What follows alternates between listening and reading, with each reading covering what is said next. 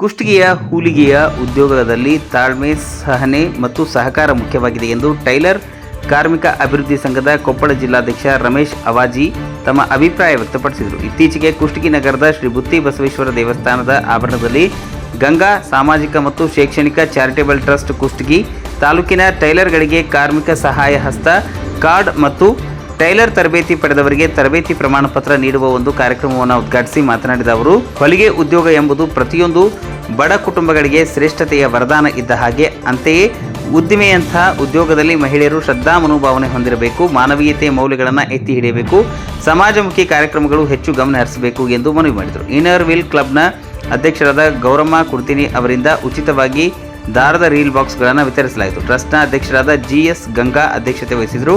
Taylor ಸಂಘದ ತಾಲೂಕು ಅಧ್ಯಕ್ಷ ರಮೇಶ್ ಗೋನಾಳ್, ಪ್ರಮುಖರಾದ ಯಮನೂರಪ್ಪ, ಭುವನೇಶ್ವರಿ, ಶಫಿಯುಲ್ಲಾ, ಸುಜಾತ ಹಾಗೂ ಕುಷ್ಟಗಿ ತಾಲೂಕಿನ ಟೈಲರ್ ಸಂಘದ ಪದಾಧಿಕಾರಿಗಳು ಮತ್ತು ಸರ್ವ ಸದಸ್ಯರು ಈ ಒಂದು ತರಬೇತಿ ಕಾರ್ಯಕ್ರಮದಲ್ಲಿ ಪಾಲ್ಗೊಂಡಿದ್ದರು.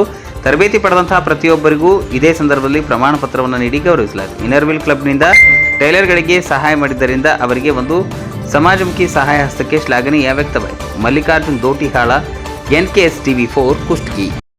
ಇವತ್ತು ಯಾಕಂದ್ರೆ ಈ ವೃತ್ತಿ ಮಾಡೋದಕ್ಕೆ ಸಂಖ್ಯೆ ಕಡಿಮೆ ಆಗ್ಬಿಟ್ಟಿದೆ. ಯಾಕಂದ್ರೆ ಈ ವೃತ್ತಿ ಮಾಡ್ಬೇಕಾದ್ರೆ ತಾಳ್ಮೆ, ಸಹಾಯ, ಸಹಜ ಮತ್ತು ಶ್ರದ್ಧೆ ಬೇಕು ಮತ್ತು ಸಹನೆ ಬೇಕು. ಈ ವೃತ್ತಿ ಮಾಡ್ಬೇಕಾದ್ರೆ ಆ ಒಂದು ಸಹನೆ ಗುಣವನ್ನ ಬಹಳಷ್ಟು ಮಹಿಳೆಯರಿಗೆ ಅನುಭವಿಸ್ತಾರೆ. ಬಗ್ಗೆ ನಾನು ಬಹಳಷ್ಟು ನೋಡ್ಕೊಂಡಿನಿ.